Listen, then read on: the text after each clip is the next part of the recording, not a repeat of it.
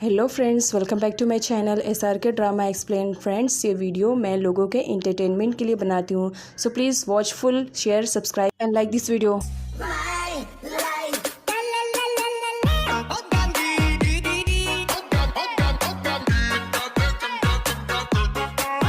Part की starting क्रिट और यदा से होती है, जो कि थाईलैंड वापस आ चुके हैं। थाईलैंड वापस आने के बाद क्रिट यदा को अपने डैड से मिलाने के लिए जेल में लेके जाता है, जहाँ पर वो अपने डैड के रिलेटेड सारी इन्फॉर्मेशन यदा को प्रोवाइड कर देता है कि किस तरह उनके फ्रेंड के धोखा देने की वजह से आज उसके डैड यहाँ पर वो सज़ा भुगत रहे जिनके वो हकदार भी नहीं है। यहाँ पर यदा का भी कहना था कि उनके फ्रेंड को ऐसा नहीं करना चाहिए, बट यहाँ पर क्रिट ये नहीं बताता है कि वो उसके रियल डैड है। आगे क्रिट अपने डैड से बात करता है, उसके डैड यदा के बारे में उससे पूछते हैं। तब यहाँ पर क्रिट यदा के बारे में बता देता है कि वो आपकी डॉटर इन लॉ है, मैंने उससे शादी कर ली है, और साथ ये भी बताता है कि वो डीलॉक की बेटी है और मैं उससे बदला लेने के लिए कुछ भी कर सकता हूँ।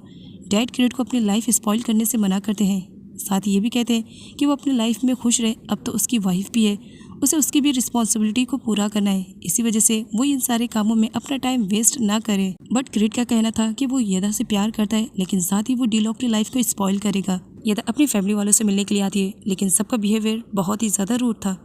क्रिट भी साथ में आया था। टॉम को मालूम पड़ता है तो वो क्रिट को घर से बाहर निकलने के लिए कहता है। क्रिट नहीं चाहता है। खेम भी उस पर गुस्सा करती है। यदा ने क्रिट से शादी की जिसमें उसके डैड की मर्जी भी नहीं थी, इसी वजह से डैड यदा से बहुत ही ज़्यादा अपसेट थे। वो उसे वहाँ से जाने के लिए कहते हैं। यदा के न जाने पर वो उसे हिट भी करते हैं। तब यहाँ पर क्रिट आता है और वो डैड के हाथों को पकड़ लेता है, साथ ये भी रियलाइज़ करवाता है कि अब यदा उसकी वाइफ है, इसी वजह से वो किसी को भी परमिशन नहीं देता है कि कोई भी उसे हर्ट करे। यदा बहुत ही ज़्यादा रोती है। डैड गुस्सा करते हैं कि इसी वजह से मैं तुमसे बहुत ज़्यादा नफरत करता हूँ। यदा और भी ज़्यादा रोने लगती है जब उसे मालूम पड़ता है कि उसके डैड उसे इतना ज़्यादा नफरत करने लगे हैं।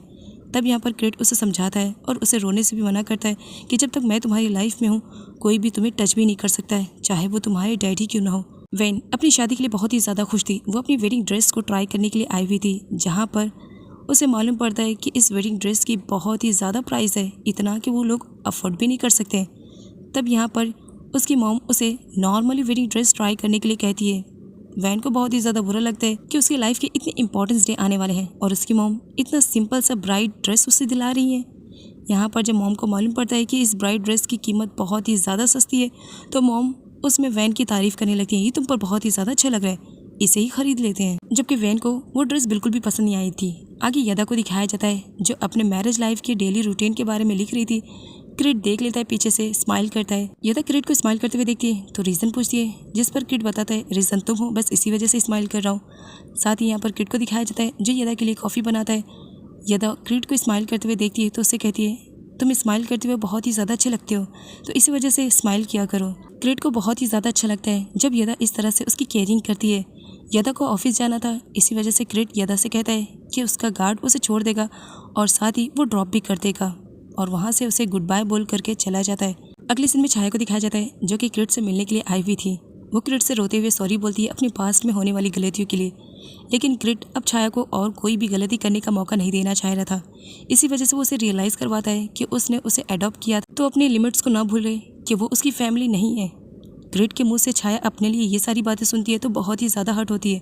वो क्रिट से सॉरी बोलती है, मुझे मालूम है तुम ये सब सिर्फ मुझे हर्ट करने के लिए कह रहे हो, देखो ऐसा मत करो, मुझे अच्छे से मालूम है तुम मुझे अपनी फैमिली से भी बढ़कर मानते हो।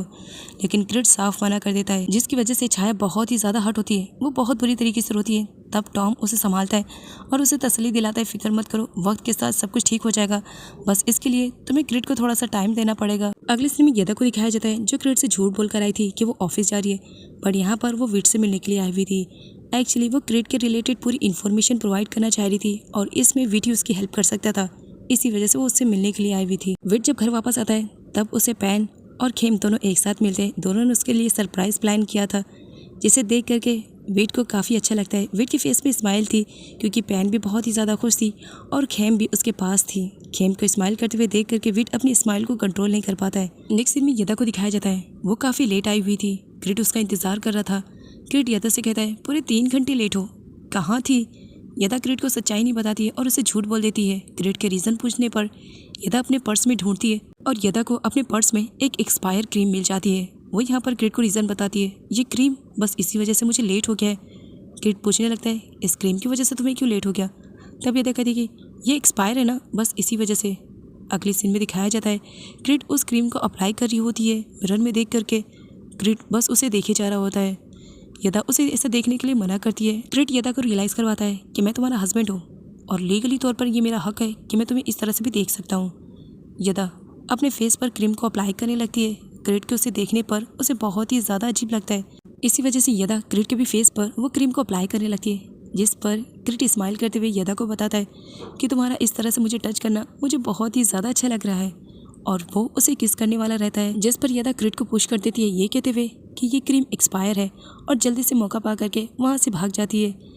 क्रिट इस तरह से देख करके स्माइल करने लगता है। आगे वैन की मॉम को दिखाया जाता है जो अपनी बेटी की शादी के लिए बहुत सारा अमाउंट कलेक्ट करना चाह रही थी।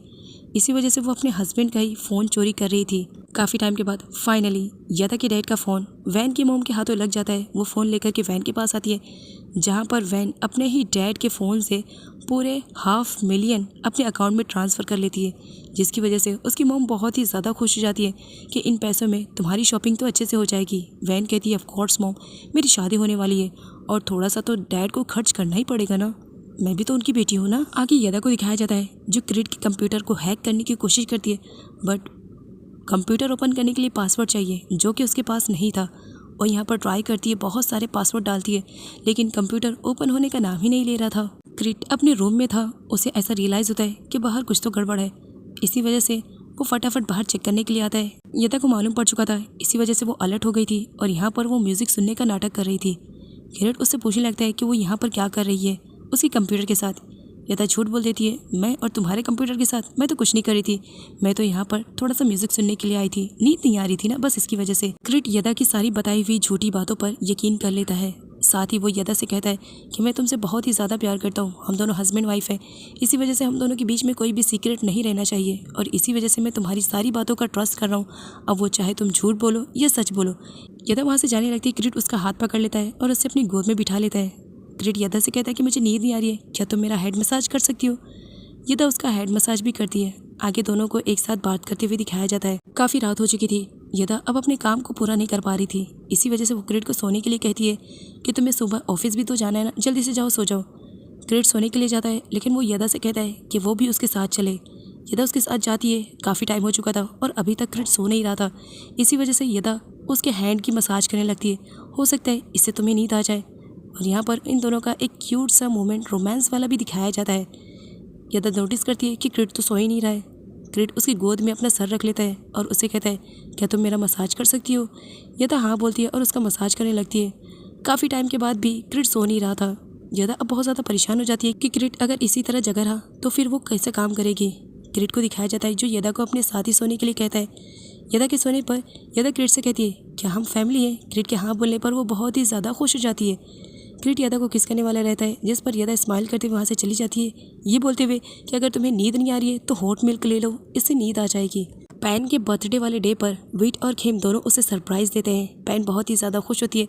वह खेम और विट को अपने ही चीक पर किस करने के लिए कहती है। दोनों जब उसे किस करने के लिए आगे बढ़ते हैं तब पैन पीछे हट जाती है, जिसकी वजह से विट और खेम का किस होते होते रह जाता है। दोनों एक दूसरे को बस देख रहे होते हैं और पैन स्माइल कर रही होती है। यहाँ पर तीनों मिल करके बहुत अच्छे मोमेंट को एक साथ स्पेंड करते हैं और बहुत सारी पिक्स भी निकालते हैं। अगले सीन में दिखाया जाता है डैड कंपनी में आते हैं। तब टॉम को यहाँ पर मालूम पड़ता है कि डैड तो अपनी कंपनी की शेयर्स किसी और को बेच चुके हैं। नेक्स्ट मॉर्निंग यदा क्रिट के लिए बहुत सारे ब्रेकफास्ट तैयार करती है। रीज़न पूछने पर यदा उसे बताती है कि कोई गेस्ट आने वाला है, बस इसकी वजह से। क्रिट स्माइल करते हुए उसे हक कर लेता है। तब वहाँ पर एंट्री होती है छाया की। एक्चुअली यदा ने छाया को इनवाइट किया था। यदा क्रिट से कहती है कि ये सब मैं तुम्हारे लिए कर रही हूँ, एक काम करो तुम दोनों बैठ करके ब्रेकफास्ट करो, मैं बस थोड़ी देर में आ रही हूँ। यही कहकर वो क्रिट को छाया के पास बिठा देती है और वहाँ से खुद चली जाती है। छाया को दिखाया जाता है जो क्रिट से बात करती है और उससे सॉरी भी बोलती है और उसे हक करते हुए कहती है, प्लीज़ मुझे माफ़ कर दो, मुझसे बहुत बड़ी मिस्टेक हो गई है। छाया का इस तरह से रोना क्रिट से बर्दाश्त नहीं होता है, वो उसे हक कर लेता है। छाया यहाँ पर बताती है कि उसे यदा और क्रिट का साथ रहना अब बिल्कुल भी बुरा नहीं लग रहा है और वो उन दोनों के लिए बहुत ही ज़्यादा खुश है। क्रिट स्माइल करता है और साथ ही छाया को ख्याल रखने के लिए भी खुद का कहता है। आगे यदा जब शॉपिंग करके घर वापस आती है तब क्रिट उससे रीज़न पूछता है कि आखिर उसने ये सब क्यों किया, जिस पर यदा बताती है, बिकॉज मैंने नोटिस किया तुम छाया को बहुत ज़्यादा लाइक करते हो, इसी वजह से मैं तुम दोनों को इस तरह से अलग होता हुआ नहीं देख सकती थी। यदा के हाथों में एक पेन ड्राइव थी जो कि वो विट से मिलने के लिए गई थी और विट ने वो पेन ड्राइव उसे दी थी। साथ ही पिट ने सजेस्ट किया था कि ये पेन ड्राइव को ज़रा वो अच्छे से यूज़ करे। अगर क्रिट को इसके बारे में पता चल गया तो बहुत ही ज़्यादा बुरा होगा। अगले सीन में दिखाया जाता है यदा उस पेन ड्राइव को देखना चाह रही थी, इसी वजह से वो क्रिट की कॉफ़ी में नशे की गोली मिला देती है ताकि उसे पीने के बाद क्रिट सो जाए। क्रिट कॉफ़ी को एंजॉय करता है और उसके बाद वो सोने के लिए चला जाता है। मेडिसिन का असर होने पर वो सो जाता है। यदा उसे गुड नाइट बोल करके उसके फोरहेड पे किस करके वहाँ से जाने लगती है, जिस पर क्रिट कहता है अगर तुम इस तरह से करोगी तो मुझे नींद नहीं आएगी। लेकिन थोड़ी देर के बाद क्रिट सो जाता है और यदा को अच्छा मौका मिल जाता है। वो उस पेन ड्राइव को यूज़ करने ही वाली रहती है, तभी उसके पास कसिन का कॉल आता है। वो उसे बताता है कि उस पेन ड्राइव को वो यूज़ ना करे, अदरवाइज़ उसके लिए मुसीबत खड़ी हो सकती है। यदा बहुत ही ज़्यादा शॉक्ड हो जाती है कि कसिन को किस तरह मालूम पड़ा कि उसके पास ये पेन ड्राइव है और वो उसे देखने वाली है। वो अभी उससे रीज़न पूछती, सडनली वहाँ पर एंट्री हो जाती है क्रिट की। क्रिट को इस तरह से जगा हुआ देख करके यदा तो टोटली शॉक्ड हो जाती है। पास्ट का फ्लैशबैक दिखाया जाता है। क्रिट को कुछ तो डाउट हो गया था, इसी वजह से उसने कॉफ़ी को नहीं पिया था बल्कि उसने उस कॉफ़ी को फेंक दिया था। क्रिट को यदा के बारे में मालूम पड़ जाता है कि वो उसके लैपटॉप के साथ छेड़छाड़ कर रही थी।